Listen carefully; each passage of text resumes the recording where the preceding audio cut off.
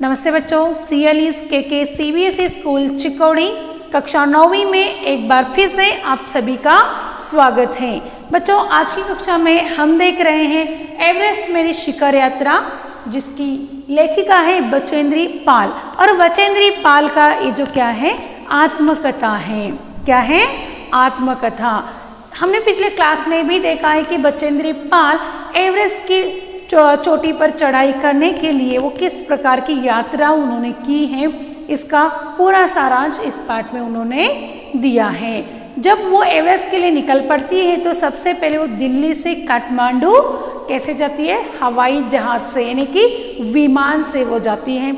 वहाँ जाने के बाद वो कहाँ पर उतरते हैं? नमचे बाजार में। नमचे बाजार एक शेरपा लैंड कहलाता है, यानी कि ज़्यादातर शेरपा यानी कि नेपाली गाइड जो है वो उनका रहने का ठिकाना, यानी कि उनका जो नगर है वहाँ पर उनका शहर है वो नमचे बाजार, शेरपा लोगों का शहर है, यानी कि नेपाली गाइड जहाँ पर रहते हैं वो उनका शहर। ठीक है बच्चों, तो जब वहाँ वो नमचे बाजार जाती है तो सबसे पहले नमचे बाजार से ही वो एवरेस्ट को निहारती हैं। क्या करती हैं? एवरेस्ट को निहारती, एवरेस्ट को गौर से देखती हैं। और वो कहती हैं कि वहाँ के जो नेपाली लोग हैं वो एवरेस्ट को क्या कहते हैं? सागर माथा। क्या कहते हैं बच्चों? सागर माथा कहते हैं। और वो कहती हैं कि जब वो एवरेस्ट को निहार रही थी तो वो देखती है कि एक भारी बर्फ का जो फूल है, जिसे प्लूम कहा जाता है, वो नीचे तेजी से आ रहा है। और वो कैसे दिख रहा था? एक ध्वज की तरह। और वह किस प्रकार से उत्पन्न होता है?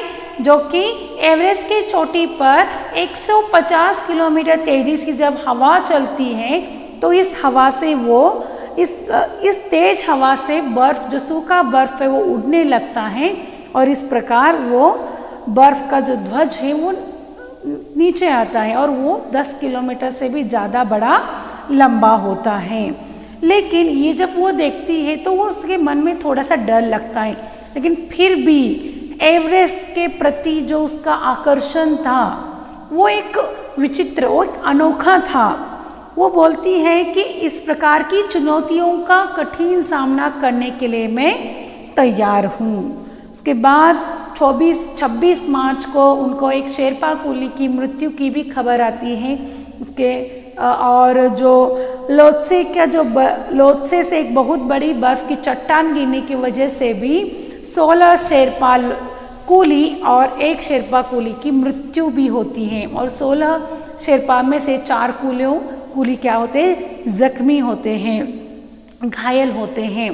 तो इस प्रकार की खबर सुनने से उनके मन में एक प्रकार की उदासी छाती है।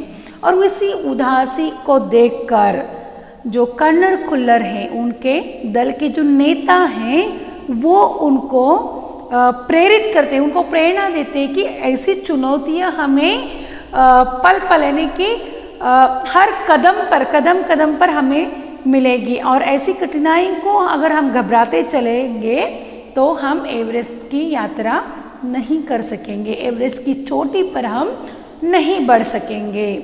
उसी के साथ साथ उनके और एक नेता थे, उपनेता, जिनका नाम है प्रेमचंद। वो कहते हैं कि वो 26 मार्च को पेरिस लौट कर कहते हैं कि खुम्बू हिमपात जो हुआ था वहाँ का रास्ता उन्होंने साफ कर दिया है। इस प्रकार से वो उनको सूचना देने के बाद वो फिर से आगे के रास्ते के लिए निकल पड़ते हैं। बेस कैंप में पहुंचने से पहले हमें एक और मृत्यु की खबर मिली। उसके बाद जब बेस कैंप पहुंचे ये लोग, तो उसके बाद और एक मृत्यु की खबर मिली कि एक जो रसोई सहायक है, इसकी मृत्यु हुई थी। यानी कि हवामान जो है वो अनियमित था, यानी कि जलवायु अनुकूल न होने के कारण, जलवायु यानी कि मौसम, हवामान जो है वो अनुकूल नहीं था। इसी की वजह से उस रसोई सहायक की मृत्यु हो गई थी। तो लेखिका कहती है कि एवरेस्ट के उन्होंने 2 बार देखा था, लेकिन एक दूरी से। बेस कैंप पहुंचने पर दूसरे दिन मैंने एवरेस्ट पर्वत तथा अन्य श्रेणियों को देखा। लेखिका क्या कहती है कि जब मैं बेस कैंप पहुंची तो उसके बाद मैंने अन्य श्रेणियों को भी और एवरेस्ट को भी समीप यानी नज़दीक से देखा। और मैं हैरान रह गई, क्योंकि एवरेस्ट लोत्से की जो ऊंचाइयाँ हैं, उनकी जो टेढ़ी मेढ़ी नदियाँ जो है उसको मैं निहारती रही और हैरान हो गई। और वो कहती है कि हिमपात में अव्यवस्थित हिम के जो खंड हैं वो गिरने लगते हैं, जिससे बताया गया कि ग्लेशियर के बहने से अक्सर बर्फ में हलचल हो जाती है। ग्लेशियर यानी कि बर्फ की जो नदी है, वहाँ पर क्या होता है, हमेशा बर्फ गिरता है और उसी की वजह से क्या होता है, बर्फ में हलचल निर्माण होती है, जिससे बड़ी बड़ी बर्फ की चट्टानें अचानक से गिरने लगती हैं और अन्य कारणों से भी प्राय वो खतरनाक स्थिति धारण कर लेती हैं। वहाँ का जो हवामान है, जो मौसम है, वो अनुकूल नहीं था और हर समय बर्फ गिरने से क्या होता है, अचानक से कोई भी भयानक परिस्थिति का सामना करना पड़ता है। तो सीधे धरातल पर देखिए, सीधे धरातल पर दरार जो पड़ती है, पड़ने का विचार, धरती पर जो दरार पड़ती है और इस दरार का गहरे चौड़े हिमविदर्भ में बदल जाने का ख्याल ही बहुत डरावना था। जो धरातल पर जो दरार पड़ती है, उसके बाद इस दरार को गहरा और चौड़ा, बड़ा बड़ा और पूरा डीप जो रहता है, गहरा रहता है, एज ए हिमविदर्भ, बर्फ का जो बर्फ की जो दरार होती है, उस दरार को देखकर वो उसका ख्याल ही बहुत डरावना था। इससे भी ज़्यादा भयानक इस बात की जानकारी थी कि हमारे इस संपूर्ण प्रवास में हिमपात लगभग 1 दर्जन आरोहियों और कूलियों को प्रतिदिन छूता रहेगा। ऐसा हिमपात का सामना हमें हर दिन करना पड़ेगा, यानी कि 1 डजन आरोहियों, यानी कि ऊपर चढ़ने वाले जो लोग हैं, जो पर्वतारोही हैं, उन सब को क्या होगा, ये प्रतिदिन छूता रहेगा, यानी कि ऐसी कठिनाइयों का सामना हमें प्रतिदिन करना पड़ेगा। ठीक है बच्चों, दूसरे दिन नए आने वाले अपने अधिकांश सामान को हम हिमपात के आधे रास्ते तक लेकर चले गए। ये जो बचेंद्री पाल है और उनके जो साथी हैं, वो क्या करते हैं, अपने अधिकांश सामान, यानी कि खाने पीने का जो भी सामान है, वो खुद लेकर हिमपात के आधे रास्ते तक चले गए थे। उसमें जो डॉक्टर मीनू हैं, वो क्या करती है, उनको किस प्रकार से चढ़ाई करनी है उसकी विस्तृत, यानी कि विस्तार से जानकारी उन्होंने दी। एल्यूमिनियम की सीढ़ियों से अस्थायी पुलों को बनाना, लट्ठों और रस्सियों का उपयोग किस प्रकार करना है, बर्फ की आड़ी तिरछी दीवारों पर रस्सियों को किस प्रकार से बांधना है, और जो इनके अग्रिम दल के नेता थे, कौन, प्रेमचंद, उन्होंने भी अभियांत्रिकी यानी कि तकनीकी यानी कि टेक्निकली किस प्रकार कार्य करना है, इसके बारे में विस्तृत जानकारी, यानी कि विस्तार से इनको जानकारी दी। यानी कि पर्वत पर चढ़ाई करने की जो भी जानकारी है, वो सब जानकारी इनको दूसरे दिन ही मिल चुकी थी। तीसरा दिन हिमपात से कैंप 1 तक सामान ढोकर चढ़ाई का अभ्यास करने के लिए निश्चित था। रीता, गोम्बू तथा मैं साथ साथ चढ़ रहे थे। हमारे पास एक वॉकी टॉकी था, जिससे हम अपने हर कदम की जानकारी बेस कैंप पर दे रहे थे। देखिए, दूसरे दिन उनको टेक्निशियली किस प्रकार से जानकारी देना है, ये सब मिल गया। उसके बाद रीता, गोम्बू और बचेंद्री पाल जो है, वो तीसरे दिन भी अपना सब सामान लेकर चढ़ाई करने लगी। और ये 2 ही महिला थी जिसने बेस कैंप तक, यानी कि कैंप 1 तक की चढ़ाई सेफली की थी। यानी कि बेस कैंप पर वो क्या कर रही थी, कर्नल खुल्लर को हर एक समाचार को पहुंचाने का काम कर रही थी। कैसे, वॉकी टॉकी से। ठीक है, अब आगे देखिए, अंगदोरजी, लोपसांग और गगन बिस्सा अंततः साउथ पोल पर पहुंच गए और 29 अप्रैल को 7,900 मीटर पर उन्होंने कैंप 4 लगाया। यह संतोषजनक प्रगति थी। संतोषजनक यानी कि राहत भरा। क्या है, संतोषजनक यानी कि क्या है, राहत भरा।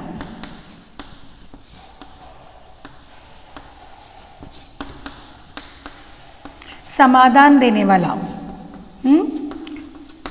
वो क्या कहती है, अंगदोर्जी, लोपसांग और गगन बिस्सा अंततः साउथ कोल पहुंच गए और 29 अप्रैल को 7,900 मीटर पर उन्होंने कैंप 4 लगाया। ये संतोष यानी कि राहत भरा, आराम, मन को अच्छा लगने वाला एक प्रगति पर संदेश था। जब अप्रैल में बेस कैंप में थी, तेंजिंग अपने सबसे छोटी सुपुत्री डेकी के साथ हमारे पास आए थे।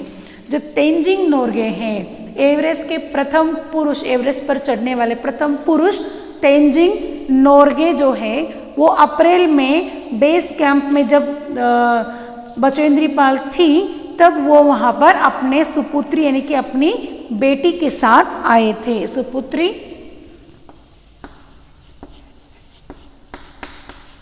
यानी कि उनकी जो बेटी है, तेंजिंग नोर्गे की बेटी जो है। तेंजिंग नोर्गे कौन है? एवरेस्ट पर प्रथम चढ़ाई करने वाले पुरुष जो तेंजिंग नोर्गे हैं, ये अपने बेटी को लेकर बेस कैंप आए थे। उन्होंने इस बात पर विशेष महत्व दिया कि दल के प्रत्येक सदस्य और शेरपा कूली से बातचीत की जाए। तेंजिंग नोर्गे जो है, उन्होंने कौन सी बात पर महत्व दिया कि जो भी उनका दल है, अभियान दल है, उस दल में जितने भी शेरपा कूली हैं, उनके हर एक कूली के साथ अच्छी तरह से वार्तालाप यानी कि अच्छी तरह से बातचीत की जाए। जब मेरी बारी आई, मैंने अपना परिचय यह कहकर दिया कि बिल्कुल ही नौसिखिया हूँ और एवरेस्ट मेरा पहला अभियान है। नौसिखिया, नया सीखने वाला।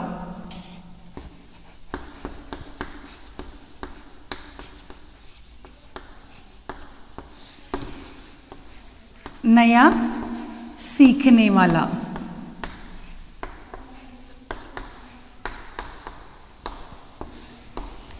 तेंजिंग नोर्गे जो हैं, वो क्या करते हैं, उनके कैंप के हर एक सदस्य से वो बातचीत करते हैं और अगली बार वो किससे मिलते हैं?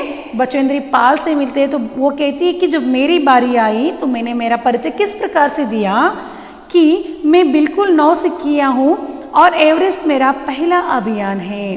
तो तेंजिंग हंसे और मुझसे कहा कि एवरेस्ट उनके लिए भी पहला अभियान है, लेकिन यह भी स्पष्ट किया कि शिखर पर पहुंचने से पहले उन्हें 7 बार एवरेस्ट पर जाना पड़ा था।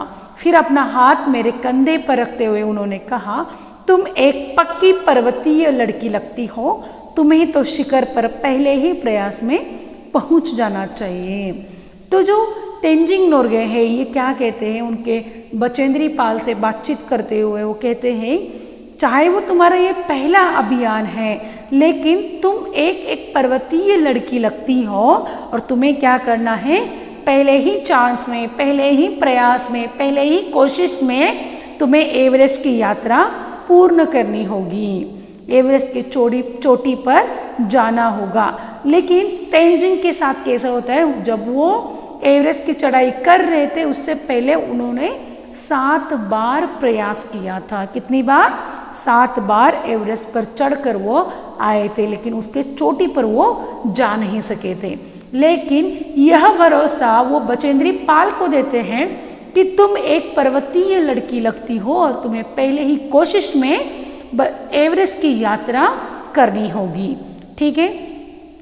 15-16 मई 1984 को बुद्ध पूर्णिमा के दिन मैं लोत्से की बर्फीली सीधी ढलान पर लगाए गए सुंदर रंगीन नायलॉन के बने तंबू के कैंप 3 में थी।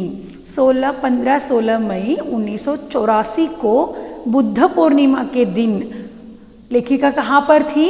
लोत्से यानी कि लोत्से पर्वत के बर्फीली सीधी ढलान पर, यानी कि जो दरी होती है, देखिए सीधी ढलान जो होती है, अगर ऐसा हम पर्वत मानते हैं और ये जो ये कहते हैं हम इसको ढलान, ठीक है। और इस सीधी ढलान पर उन्होंने कैंप 3 लगाया था और इस कैंप 3 में सुंदर रंगीन नायलॉन के बने तंबू में कैंप 3 में थी।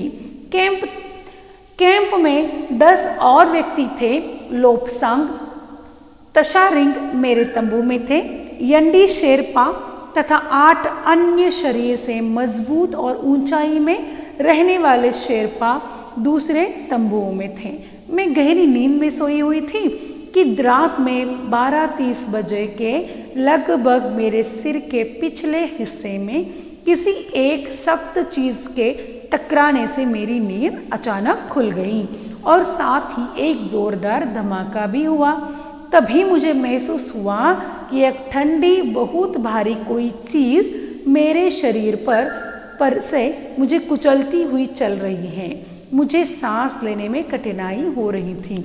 जब लेखिका 15-16 मई 1984 की बात कर रही, देखियो, जब वो लोत्से में कैंप नंबर 3 में थी तब उनके साथ 10 और भी व्यक्ति थे, जिसमें लोब्सांग तशारिंग जो थे वो लेखिका बचेंद्री पाल के साथ थे और एक तंबू में एनडी शेरपा तथा और 8 अन्य शरीर से मजबूत और ऊंचाई में रहने वाले जो शेरपा थे उस दूसरे तंबू में थे। लेकिन वहाँ पर उनके साथ एक घटना होती है। देखिए, वो जब वो गहरी रात के गहरी नींद में उनको क्या हो जाता है, अचानक से रात के 12:30 बजे यानी कि 12:30 बजे लगभग सिर के पिछले हिस्से में किसी एक सख्त चीज के टकराने से लेखिका की नींद अचानक खुलती है। रात के 12:30 बजे क्या होता है, अचानक से इनकी नींद खुलती है क्योंकि उनके सिर के पिछले हिस्से में एक सख्त चीज, एक बड़ी भारी चीज जो है उनके सिर को टकराती है और टकराने की वजह से लेखिका की नींद अचानक से खुल जाती है और वो देखती है कि एक साथ ही साथ एक जोरदार बड़ा सा धमाका भी हुआ। तो ये महसूस करती है, ये जान पड़ती है कि एक ठंडी बहुत कोई भारी चीज़ जो है इसको लेखिका को कुचलती हुए आगे जा रही है। तब लेखिका को सांस लेने में भी कठिनाई हो रही थी। यह क्या हो गया, एक लंबा बर्फ का पिंड हमारे कैंप के ठीक ऊपर लोत्से ग्लेशियर से टूटकर नीचे आ गिरा था और उसका विशाल हिमपुंज बन गया था। हिमखंडों, बर्फ के टुकड़ों तथा जमी हुई बर्फ के इस विशाल का एक पुंज ने एक एक्सप्रेस रेलगाड़ी की तेज गति और भीषण गर्जना के साथ सीधी ढलान से नीचे आते हुए हमारे कैंप को तहस नहस कर दिया। वास्तव में हर व्यक्ति को चोट लगी थी। यह एक आश्चर्य था कि किसी की मृत्यु नहीं हुई थी। लेखिका के साथ एक बहुत बड़ा हादसा होता है। वो कहती है कि रात के 12:30 बजे कोई गहरी बड़ी चीज़ जो थी इनके सिर को टकराती है और इनकी नींद खुल जाती है, तो ये महसूस करती हैं कि एक ठंडी बहुत भारी चीज़ जो है इनको कुचलती हुई जा रही है। और वो चीज़ क्या थी कि लोत्से ग्लेशियर से टूटा हुआ जो बर्फ का विशाल महाहिमपुंज, हिमखंड यानी कि बर्फ के बड़े बड़े चट्टान जो हैं वो निकलकर एक्सप्रेस रेलगाड़ी के यानी कि जोर से वो क्या अत्यंत तेज गति से भीषण गर्जना करती हुई वो क्या कर रही थी, सीधी ढलान से नीचे आ रही थी और इनके कैंप को उसने तहस नहस कर दिया था। तो लेखिका कितनी सुंदरता से कह रही है, देखिए यहाँ पर, मतलब ये जो उनके साथ घटा हुआ जो हादसा है बहुत डरावना था, लेकिन वो कहती हैं कि यहाँ पर किसी व्यक्ति को चोट नहीं लगी थी। किसी व्यक्ति को, हर एक व्यक्ति को, जो कैंप में जितने भी लोग थे उन सबको चोट लगी थी, लेकिन क्या हुआ था, वहाँ पर किसी की मृत्यु नहीं हुई थी। लोब्सांग अपनी स्विस छुरी की मदद से हमारे तंबू का रास्ता साफ करने में सफल हो गए थे और तुरंत ही अत्यंत तेजी से उन्होंने मुझे बचाने की कोशिश में लग गए। थोड़ी सी भी देर का सीधा अर्थ था मृत्यु। बड़े बड़े हिमपिंडों को मुश्किल से हटाते हुए उन्होंने मेरे चारों तरफ की कड़े जमे बर्फ की खुदाई की और उस बर्फ की कब्र से निकाल बाहर खींच लाने में सफल हो गए। जो लोब्सांग थे, जो लेखिका के साथ उनके तंबू में थे, ये क्या करते, एक छुरी से उस बर्फ यानी कि तंबू का रास्ता साफ करने में सफल हो जाते हैं और उसी तेजी से लेखिका को भी बचाने की कोशिश में लग जाते हैं। अगर वो थोड़ी सी भी देरी करते तो बचेंद्र की मृत्यु वहाँ हो सकती थी, यानी कि वो कहती है कि अगर थोड़ी सी भी देरी हो जाती थी तो सीधा हमारे मृत्यु हो जाता था। बहुत ही बड़े बड़े हिमपिंड, हिम के चट्टान जो रहते, बड़े बड़े हिम के चट्टान जो है उनको मुश्किल से निकाला और उन्होंने चारों तरफ कड़े जमे बर्फ की खुदाई कर कर लेखिका को उस बर्फ से बाहर निकाला और वो सफल भी हो गए। सुबह तक सारे सुरक्षा दल आ गए थे। 16 मई को प्रातः 8 बजे तक हम प्राय सभी कैंप 2 पर पहुंच गए थे। जिस शेरपा की टांग की हड्डी टूट गई थी उसे एक खुद के बनाए स्ट्रेचर पर लिटाकर नीचे लाए। हमारे नेता कर्नल खुल्लर के शब्दों में यह इतनी ऊंचाई पर सुरक्षा कार्य का एक जबरदस्त साहसिक कार्य था। सुबह तक क्या हुआ, वहाँ पर सब सुरक्षा दल के लोग आ गए। 16 मई को प्रातः सुबह 8 बजे तक हम प्राय सब लोग, मतलब यहाँ इनके कैंप के जो जितने भी लोग थे वो सब कहाँ पर पहुँच गए, कैंप 2 में पहुँच गए। और जो एक शेरपा की जिसकी टांग टूट गई थी उसको वो उन्होंने ही बनाए एक छोटे से स्ट्रेचर पर डालकर उसको कहाँ पर नीचे लेकर गए। और जो कर्नल खुल्लर बोलते हैं कि इतने बड़े ऊंचाई पर जो सुरक्षा कार्य है ये ज़बरदस्त और साहसिक कार्य बन चुका था। तो बच्चों यहाँ तक आपको समझ में आ गया। पाठ बहुत बड़ा है और इसी पाठ में जो बचेंद्री पाल है उनकी जो आत्मकथा है, हर एक पल की जानकारी इस पाठ में उन्होंने दी है, जिससे हमें भी ऐसा लगता है कि हम ही एवरेस्ट की चढ़ाई कर रहे हैं, है ना बच्चों। तो इसी के साथ आज का जो ये भाग है हम यहीं पर समाप्त करते हैं। आपको क्या करना है बच्चों, जहाँ तक हमने पढ़ा है वहाँ तक आपके पाठ में आए जो भी संयुक्त अक्षर हैं, यानी कि जोड़ाक्षर जिसे कहते हैं, उन जोड़ाक्षर को आपको लिखना है। ठीक है बच्चों, धन्यवाद।